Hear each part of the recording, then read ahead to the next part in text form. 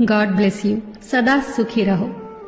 ये जो प्रणाम के उत्तर में हमारे मुंह से निकलते हैं ना, ये कोई साधारण शब्द नहीं है। ये दुनिया के सबसे कीमती शब्द हैं। आजकल हम इन बातों को महत्व देना बंद करते जा रहे हैं, पर यकीन मानिए, जो प्रणाम के जवाब के रूप में आशीर्वाद हमें मिलता है या हम किसी को देते हैं, वो 100% चमत्कारिक शब्द होते हैं, बेशकीमती शब्द होते हैं। एक बहुत प्यारी कथा कहने जा रही हूं। महाभारत का युद्ध चल रहा था।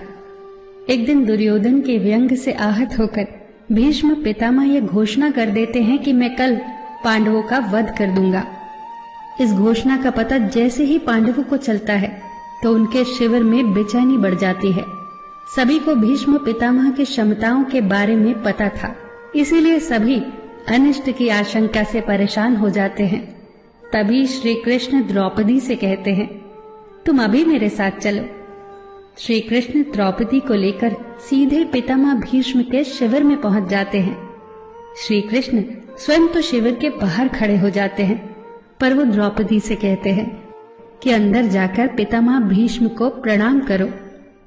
जैसे ही द्रौपदी ने शिविर के भीतर जाकर पितामह भीष्म को प्रणाम किया तो पितामह भीष्म के मुख से द्रौपदी के लिए ये आशीर्वाद निकला, अखंड सौभाग्यवती भव।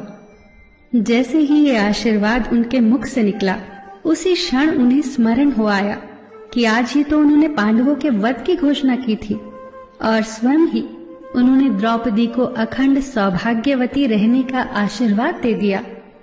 फिर पितामह भीष्म ने द्रौपदी से पूछा, पुत्री, क्या तुम इतनी रात को यहाँ अकेली आई हो या तुम्हें यहाँ श्री कृष्ण लाए हैं? तब द्रौपदी ने कहा, जी पितामह, और वो शिविर के बाहर ही खड़े हैं।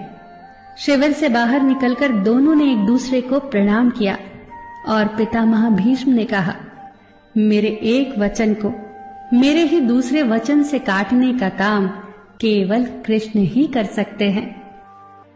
शिविर से वापस लौटते समय श्री कृष्ण ने द्रौपदी से कहा, तुम्हारे एक बार जाकर पितामह को प्रणाम करने से तुम्हारे पतियों को जीवन दान मिल गया है। अगर तुम प्रतिदिन भीष्म, धृतराष्ट्र, द्रोणाचार्य आदि को प्रणाम करती होती और दुर्योधन, दुशासन आदि की पत्नियां भी पांडवों को प्रणाम करती होती तो शायद इस युद्ध की नौबत ही न आती। जो हर घर में कलह कलेश का वातावरण रहता है, वो कहीं न कहीं इस बात के मूल से जुड़ा है कि हम संस्कार भूलते जा रहे हैं। हम जाने अनजाने अपने बड़ों की उपेक्षा करने लगे हैं। याद रखना कि हर चीज पैसे से खरीदी नहीं जा सकती, और ये भी याद रखना कि हर बात का जवाब गूगल से नहीं मिलता। उसके लिए बुजुर्गों के पास भी बैठना पड़ता है। शरीर की खुराक के साथ साथ हमारी आत्मा को भी खुराक चाहिए, जो संस्कारों से हमें मिलती है।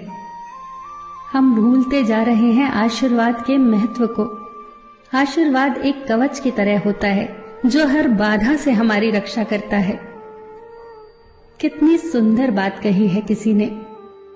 प्रणाम अनुशासन है, प्रणाम शीतलता है, प्रणाम आदर सिखाता है, प्रणाम से सुविचार आते हैं, प्रणाम झुकना सिखाता है, प्रणाम क्रोध मिटाता है, प्रणाम आंसू धो देता है, प्रणाम अहंकार मिटाता है, प्रणाम हमारी संस्कृति है। आप सभी को मेरा सादर प्रणाम।